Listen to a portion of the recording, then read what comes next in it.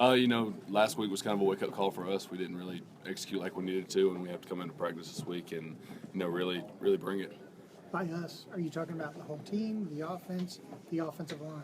I mean, just all of us in general. We have to be at our best for Saturday, and defense can't take off just because they had a good game, and we really have to focus as offense as being more productive and bring our best effort. What does the Alabama-Auburn game mean to you? I mean, I've grown up watching this game since I was a little kid. Ever since I remember, it's a huge rivalry, and it's huge to the state and to this fan base. You kind of come from Auburn country, don't you? I grew up about 45 minutes north of Auburn, so yeah, I guess you could consider that. Does the fact that there's nothing really on the line this year take away any of the luster from this game? I mean, I wouldn't say that nothing's on the line. This is a huge game for us, and we play each week like it's the biggest game of the year. So we have to go in and get ready and get ready to play this game. Have you watched their defensive line this season, and if so, what have you seen from them? They're really good, really physical up front, and they're good defense all around. What about Montre? What's your thoughts on him? Yeah, he's a great player. He's he's really brought his best this year. I think he's had a breakout season for him, and we're gonna have to bring our best.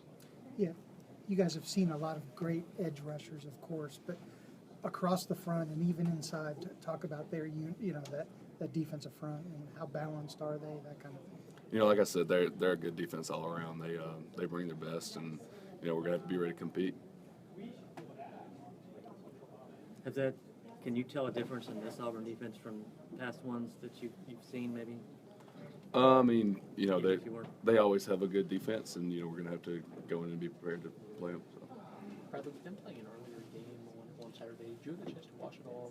Auburn, Florida? I'm sorry. Yeah, I was about to say I don't think that game happened. So other games that they've played at different times, have you had a chance to watch them on TV, or has it just been strictly film that you've seen? Yeah, I've seen them here and there, and we've watched them in film, and they're a good defense. How much pressure does it take off the offense when the defense doesn't allow the opponent to score at all? I mean, we don't really look at it that way. We have goals each week that we're trying to hit, and defense has their goals and we have ours, and they're hitting theirs, and we quite didn't hit ours this week, and we have to push it. So. Was that frustrating to go through? I mean, what were you feeling? I mean, yeah, it's definitely frustrating anytime you can't get the ball moving and get things going your way, and we were more frustrated at the fact that we weren't executing on our part, and just that we need to get it done. I know Ross told us after the game that you spoke up. You were one of the guys speaking up, saying, "Hey, this isn't us."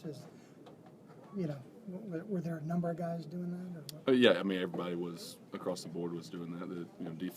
Defense coming to us and just trying to keep us up, and we're going to each other and trying to just get back to playing ball like we know how to. Show some maturity on this. Yes, sir. Yes, sir.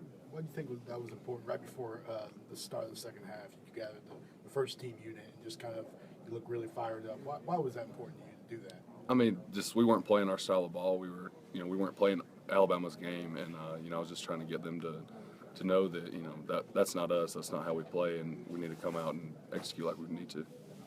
What was coach's message at halftime? I know he was kind of fired off, getting off the sideline. Just that he said that they're bringing their best, and we have to come out and play a better half. Do you have a lot of Auburn fans in your family? Not so much. Mostly Alabama fans. So. Were they Auburn fans before you got here? Some of them. Your roles changed a pretty good bit here this season.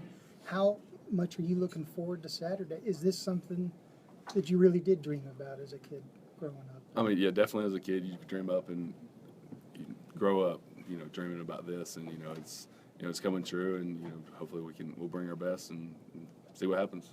Living so close, did you ever go to any Iron Bowls when you were younger, and what was your first experience there? I think my first experience at the Iron Bowl was, I think it was here when I was getting recruited. I can't remember which game, but yeah. So I didn't go to any when I was a kid. I watched them all, but.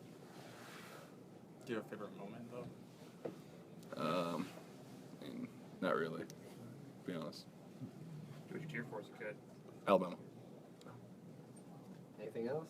Yeah, we saw Cam go down a little bit. How vital has he been to the way the offensive line works together? I mean, he obviously kind of anchors that left side, but Just how vital has he been as a player this year? I mean, Cam's a great leader on our team. He's a great player, and we're really lucky to have him on our team and on our offensive line. And, he'll be back Saturday, so nothing to worry about. How valuable was Casher the other night too?